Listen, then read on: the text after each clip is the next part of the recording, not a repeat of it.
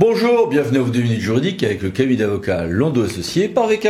On va parler de responsabilité en quelques secondes, mais tout de suite les brefs de la semaine avec le Conseil d'État qui nous dit que tenir des propos racistes et critiquer la politique vaccinale du gouvernement peut suffire à l'infliction d'une sanction disciplinaire.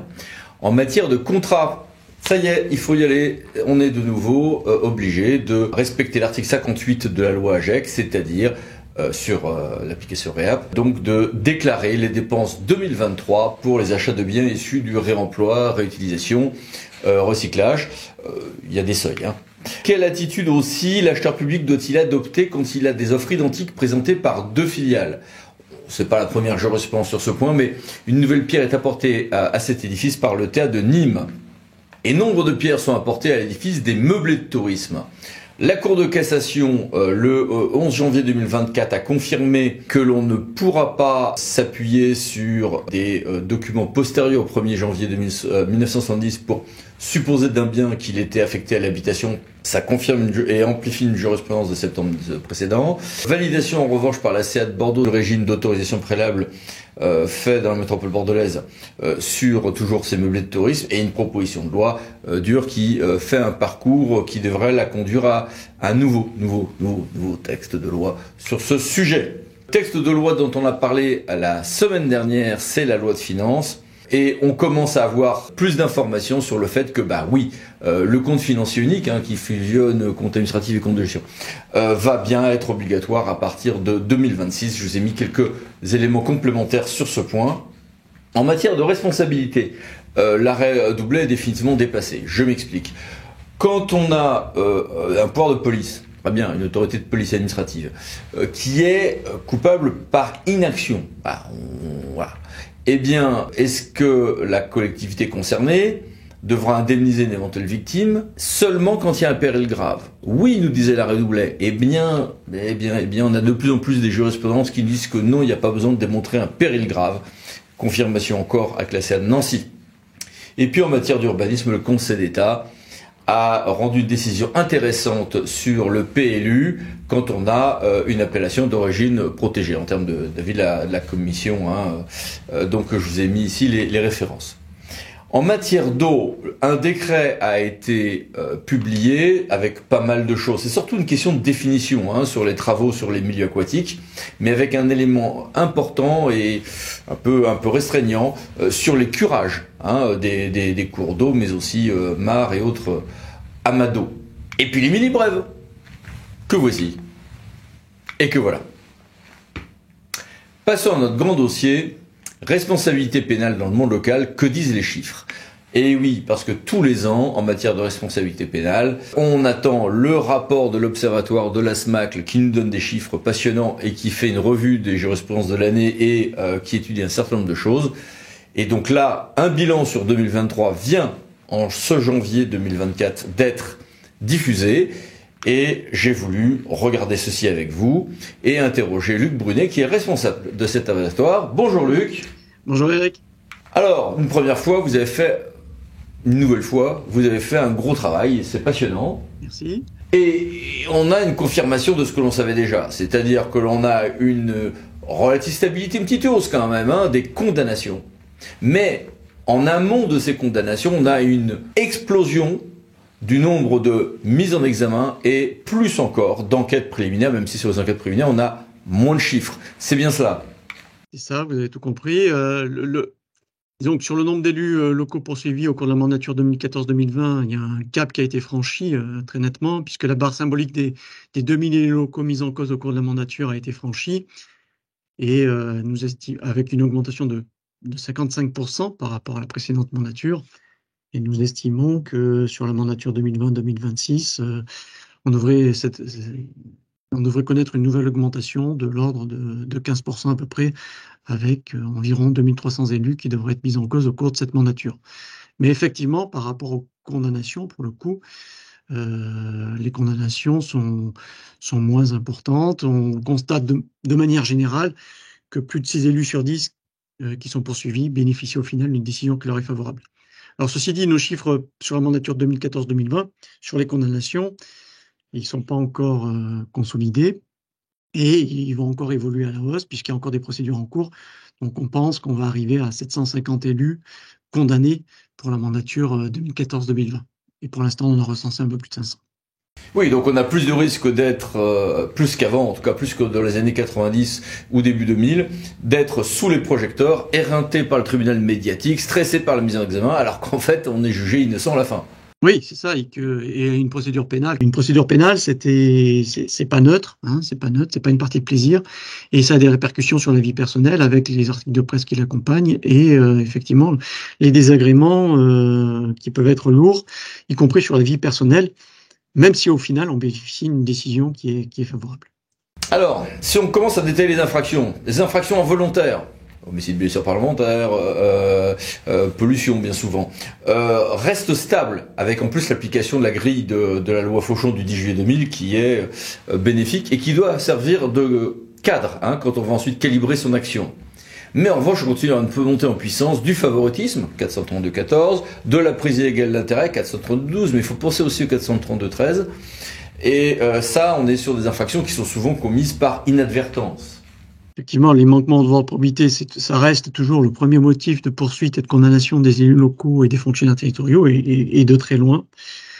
Le problème de ces infractions, et vous êtes bien placé pour le savoir, c'est qu'effectivement, certaines d'entre elles sont très ouvertes, dont tout particulièrement le délit de prise illégale d'intérêt, qui peut être caractérisé très facilement, sans que l'élu qui a été poursuivi, voire même condamné, ait nécessairement recherché un intérêt personnel.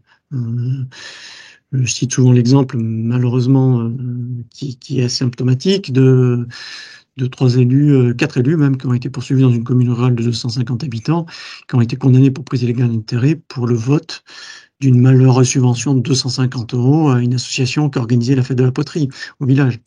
Manifestement, si le contentieux avait été porté devant le juge administratif n'aurait rien trouvé à redire à cette participation devant le juge pénal, au regard de l'article 432-12 du Code pénal tel qu'il est rédigé actuellement. Le juge est en train de votre condamnation, même s'il a dispensé les élus de peine, il reste qu'ils ont été condamnés pour un manquement de devoir de probité. Et là, avec un échec total, la Cour de cassation nous l'a bien dit, de la loi de confiance en justice de 2021, mais quelques redéfinitions sur les règles de déport de la loi 3DS qui sont les bienvenues, c'est bien ça ? Alors oui, effectivement, la loi dans la confiance de l'institution judiciaire, bon, c'est un coup d'épée dans l'eau, manifestement, puisque la Cour de cassation qui a eu à se prononcer sur l'effet rétroactif ou non de la loi pénale plus douce, a considéré que c'était neutre, donc intérêt quelconque ou intérêt de nature à compromettre gravement l'impartialité ou l'objectivité de l'élu, c'est du pareil au même. Par contre, effectivement, je suis d'accord, il y a des règles de déport qui infusent petit à petit et qui peuvent être mises en œuvre au sein des collectivités.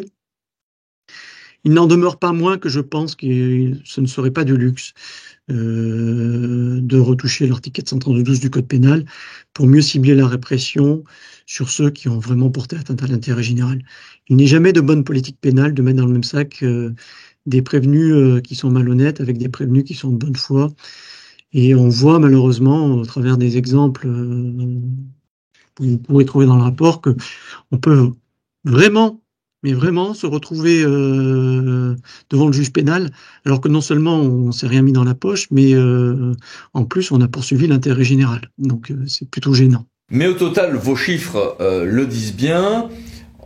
Même si on intègre ces condamnations discutables, les chiffres démontrent bien que nos élus et nos cadres publics sont dans leur immense majorité honnêtes.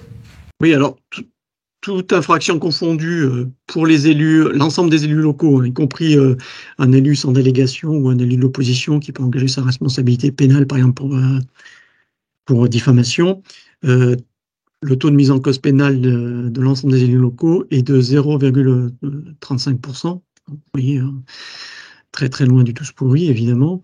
Si on cible sur les chefs de l'exécutif locaux, c'est un peu plus prononcé, puisque forcément les exécutifs locaux sont plus exposés. Donc l'ensemble des exécutifs locaux, c'est un taux de 2,48%. Et pour les maires, ce taux est de 2,80%. Si on focalise uniquement sur les manquements de probité, le taux de mise en cause pénale des maires est de 1,15%. Et qui dit poursuite, encore une fois, ne dit pas condamnation. Ce qui ne veut pas dire qu'il n'y a pas des axes de progression à avoir dans les collectivités et que pour autant, il n'y a pas un sujet éthique et des préoccupations éthiques à avoir, bien évidemment.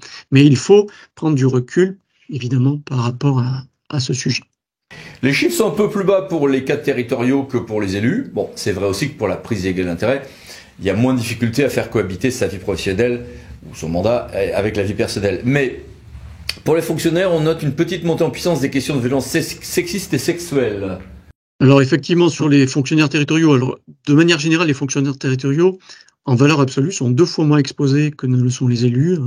Sur la mandature 2014-2020, on a recensé un peu plus de 1000 fonctionnaires territoriaux poursuivis, mais aussi en progression de 26%. Et sur la mandature 2020-2026, on estime que ça va encore progresser de plus de 30%.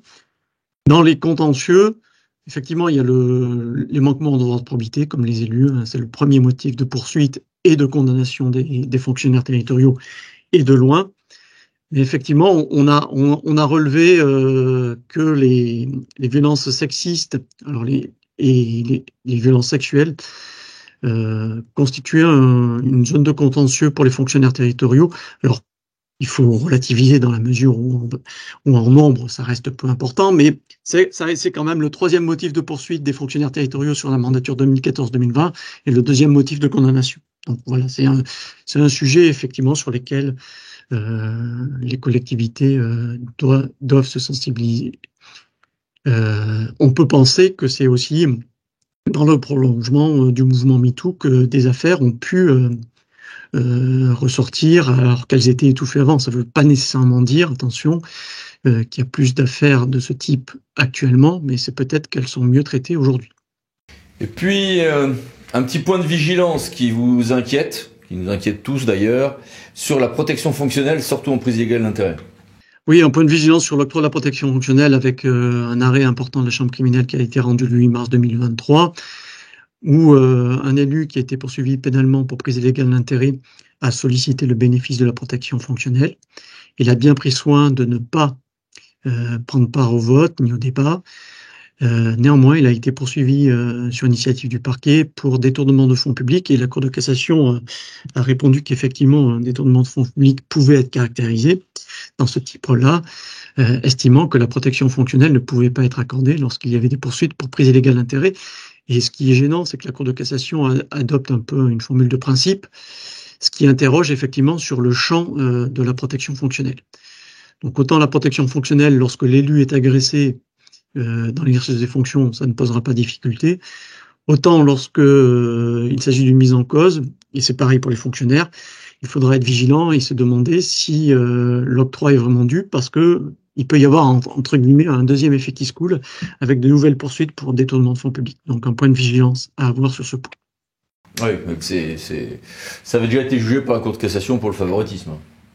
Oui, tout à fait. Bien, merci beaucoup Luc, c'est un travail passionnant. Merci Eric. Et merci à vous. À bientôt pour une nouvelle vidéo, les 10 minutes juridiques, parlant d'associés pour VK. Pensez à vous abonner, c'est par là. Merci, au revoir.